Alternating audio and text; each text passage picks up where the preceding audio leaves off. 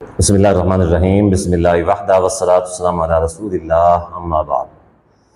मुहर्रम का महीना है और मुहर्रम के महीने में यजीद बिन मुआविया के बारे में मुख्तलिफ़ किस्म की आरा सामने आती हैं। बिलखुसूस एक ख़ास तबके और एक ख़ास फ़िरके की तरफ से जो यजीद बिन मुआविया को मतऊन किया गया है, बुरा बना के पेश कर दिया गया है। ठीक है, यानी उसके ऊपर कई किस्म के इल्ज़ामात लगाए जाते हैं। वो ज़ानी था, वो शराबी था, वो फ़लाँ था, वो फ़लाँ था, वो कातिल अहले बैत था, वो कातिल हुसैन था, वगैरह वगैरह। ये सारी कहानियाँ उसके ऊपर फिट की जाती हैं, जबकि इस हवाले से यानी ये नहीं देखा जाता कि वाक़अतन ऐसा कुछ है भी या नहीं है। यानी इस हद तक ये एक हाइप क्रिएट कर दी गई है कि ये रवाफ़िज़ की तरफ से ये काम हुआ है और रवाफ़िज़ से ने इस हद तक इस काम को मुतासर किया है, इसको इतना यानी बरमला बना दिया है, लोगों के अंदर मशहूर कर दिया है कि अब जो बरेलवियों के जाहिल मुल्ला हैं वो भी यजीद को ऐसा बुरा समझते हैं। देवबंद में जो जाहिल मुल्ला हैं वो भी यजीद को बुरा समझते हैं। आलुल हदीस में जो जाहिल मुल्ला हैं वो भी यजीद को बुरा कहते हैं। तो मैं आज यजीद बिन मुआविया के हवाले से दो सही अहादीस जो कि बुखारी मुस्लिम से हैं आप लोगों के सामने पेश करूँगा। लेकिन सबसे पहले मैं आप लोगों को ये बताना चाहूँगा कि यजीद बिन मुआविया के हवाले से जितनी भी बातें हैं ये सारी की सारी मन गढ़ंत हैं, सारी की सारी झूठी बातें हैं, जबकि उनके मुकाबले में सही अहादीस बुखारी और मुस्लिम से जो उसकी फजीलत से साबित होती हैं। अब हालांकि हर फिरके के अंदर ऐसे मौजूद हैं जो इस बात को तस्लीम करते हैं कि यजीद बिन मुआविया एक अच्छा इंसान था, एक अच्छा आदमी था। मिसाल के तौर पे आज के दौर में, मैं पिछले ज़मानों के अंदर नहीं जाऊँगा, मुहद्दिसीन में बहुत ज़्यादा ऐसे लोग थे जिन्होंने इस चीज़ को किया है और बहुत सारे ऐसे भी थे जिन्होंने खामोशी इख्तियार की, और बहुत ज़्यादा ऐसे भी थे जो यानी जिनकी इस हवाले से कुछ ज़्यादा रिसर्च नहीं थी तो उन्होंने उसको मतऊन भी किया है। लेकिन आज के ज़माने में मिसाल के तौर पे बरेलवी के उलमा हैं, मकतबा फ़िक्र जो बरेली है, बरेलवी में से भी कई सारे ऐसे उलमा हैं जो यजीद का दिफा करते हैं आज के इस पुरफितन ज़माने में। यानी इस ज़माने में भी, शर के ज़माने में भी और शर के फ़िरके के अंदर भी खैर मौजूद है मुफ्ती फजल चिश्ती साहब और भी कई सारे हैं कि जो लोगों की इस बात के ऊपर चैलेंज देते हैं कि कोई है जो आए और यजीद के उन्वान के ऊपर हमसे बहस और मुबासा मुनाज़रा कर दे। झूठी रिवायतें जो इन्होंने सुनाई हुई हैं, लोगों को झूठी कहानियाँ सुनाई हुई हैं। उसके आगे देवबंद मकतबा फ़िक्र के अंदर भी जो यानी ममाती एक फ़िरका है इशाअत तौहीद वालों का, ये भी यजीद बिन मुआविया को अच्छा समझते हैं, उसका दिफा करते हैं। क्योंकि ये रवाफ़िज़ की तरफ से फैलाया हुआ शर है कि यजीद बिन मुआविया ऐसा था। ये शर क्यों है? ये शर मैं मुख्तसर कहानी बताता हूँ, फिर आपको जो मुख्तसर बात है वो बताता हूँ, फिर इंशाअल्लाह जो सही अहादीस है उनकी तरफ जाते हैं। वो जो अहादीस हैं ये सारी बातें तासुब से बालातर होकर आपने सुननी है और इसके ऊपर तहकीक और रिसर्च करनी है, ठीक है, तसल्ली करनी है, फिर जाके आपने कोई मौक़िफ़ इख्तियार करना है। असल में मसला ये है कि कातिलीन उस्मान रज़ियल्लाहु ताला अन्हु जिन्होंने सैयदना उस्मान रज़ियल्लाहु अन्हु शहीद किया था और शहादत में किरदार अदा किया था, एक वो लोग थे। फिर वही लोग जो थे उन्होंने यानी कई सारे ऐसे वो किए हैं, किरदार अदा किए। इसी तरीके से सैयदना अली रज़ियल्लाहु अन्हु के ज़माने में सैयदना मुआविया और सैयदना अली रज़ियल्लाहु अन्हु के खिलाफ जंग करवाने में भी उनका किरदार था।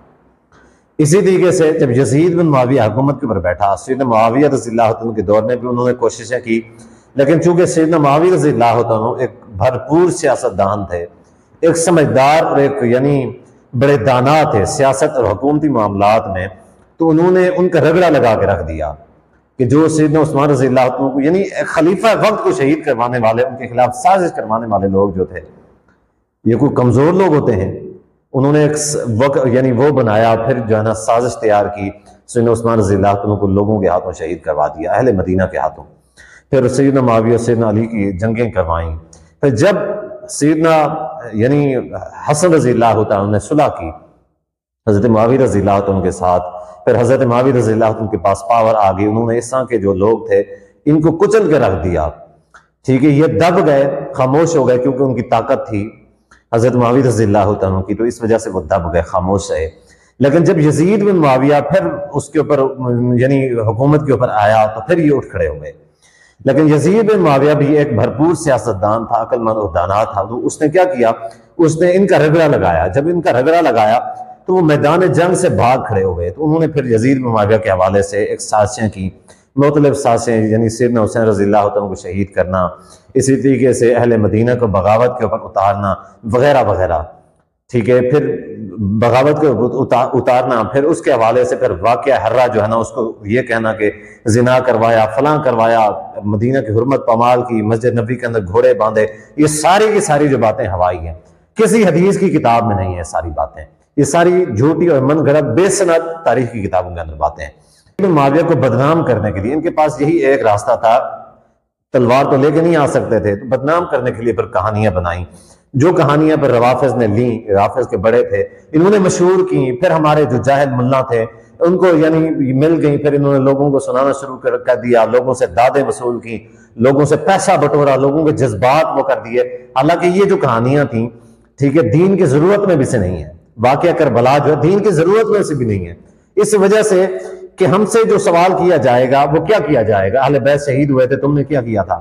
بھئی ہم تو اس زمانے میں تھے نہیں. اگر سوال کیا جائے گا ان لوگوں سے کیا جائے گا.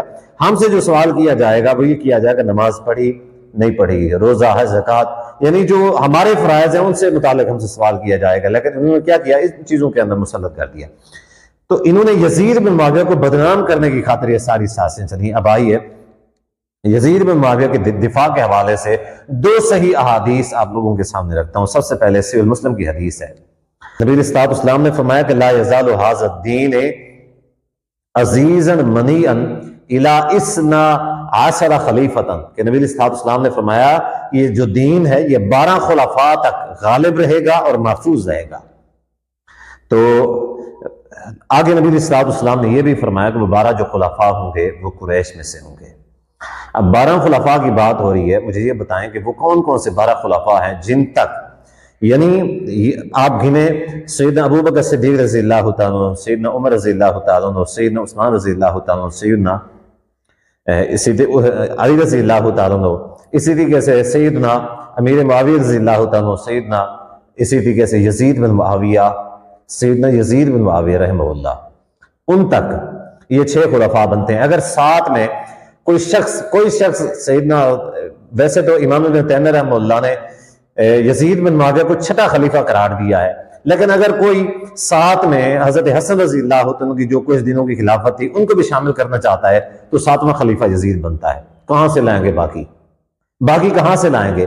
تو نبی علیہ السلام جب تک 12 خلفاء جو شروع کے 12 خلفاء ہیں ان تک نبی علیہ السلام نے فرمایا کہ یہ دین جو ہے غالب بھی رہے گا اور محفوظ بھی رہے گا. اور یہ کہتے ہیں کہ جو ہے نا عزتیں لوٹیں گئی، زنا کیے گئے، شرابیں چلتی رہیں، یہ ہوتا رہا، وہ ہوتا رہا، مدینہ کی حرمت پامال ہوتی رہی، فلاں ہوتا رہا، صحابہ کا، اہل بیت کا قتل عام یزید بن معاویہ کا طرح. ایسا کچھ بھی نہیں ہے. نبی علیہ الصلوۃ والسلام کی کیا یہ حدیث جھوٹی ہو گئی کہ نبی علیہ السلام نے فرمایا کہ میرا دین جو ہے وہ غالب رہے گا؟ یہ کہتے ہیں دین کو بچانے کے لیے حضرت حسین رضی اللہ عنہ نکلے تھے.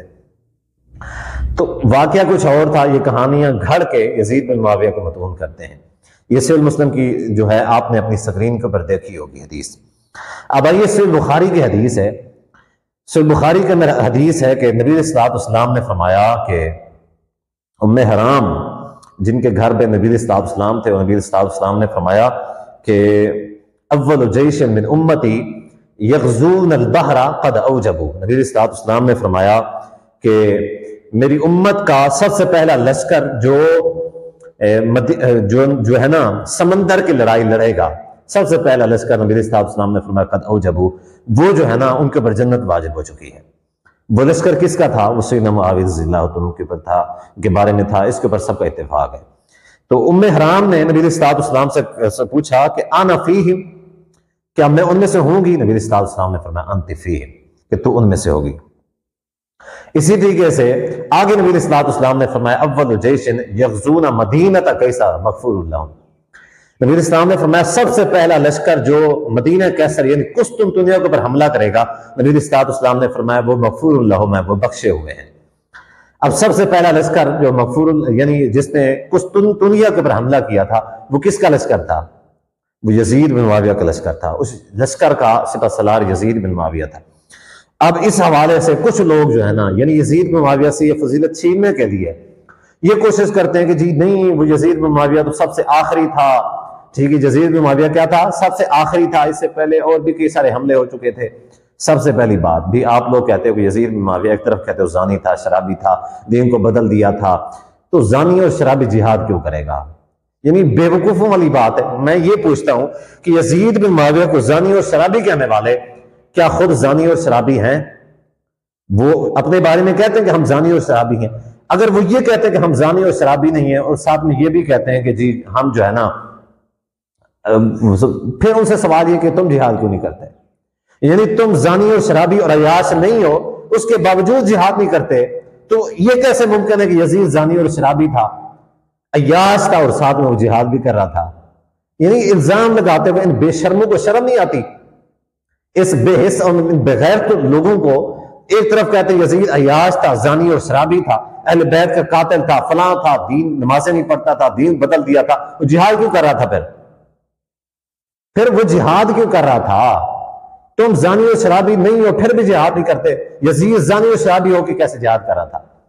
اس کا جو مدلل جواب، یہ تو پھکی تھی ان کے لیے، اس کا مدلل جو جواب ہے امام ابو زرع دمشقی رحمہ اللہ نے، ان کی کتاب جو ہے تاریخ، ان کی جو کتاب ہے تاریخ کی، اس میں انہوں نے یہ مکمل روایت نقل کی ہے، آپ اپنی سکرین کے اوپر دیکھ سکتے ہیں، مکمل روایت نقل کی ہے جس میں انہوں نے فرمایا ہے کہ یزید بن معاویہ کو 55 ہجری کے اندر یزید بن معاویہ کو سیدنا معاویہ رضی اللہ تعالیٰ نے ایک لشکر کا سربراہ بنا کے قسطنطنیہ بھیجا تھا، ٹھیک ہے، تو قسطنطنیہ بھیجا تھا، وہاں پہ جو ہے نا یزید نے سب سے پہلے جو لشکر تھا جس نے قسطنطنیہ کے اوپر حملہ کیا تھا وہ یزید بن معاویہ کا لشکر تھا۔ یہ صحیح سند کے ساتھ موجود ہے، امام ابو زرع جو دمشقی ہیں ان کی تاریخ کی کتاب کے اندر، جبکہ لائیں ایک بھی صحیح حدیث اس طرح کی لکھا دیں، صحیح سند کے ساتھ ایک روایت دکھا دیں صحیح سند کے ساتھ جس میں یہ ہو کہ یزید معاویہ سے پہلے کس نے جو ہے نا کسی نے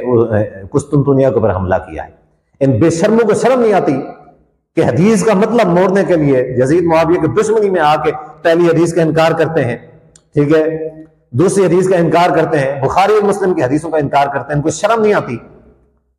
تو بھائی یہ حدیثیں ہیں، ایک طرف تمہاری تاریخ ہے اور ایک طرف بخاری اور مسلم کی احادیث ہیں، تو کس کو مانو گے؟ بخاری اور مسلم کی احادیث کو مانو گے یا پھر تم جو ہے نا یعنی اپنی جھوٹی تاریخ کو مانو گے، بے سند تاریخ کو مانو گے؟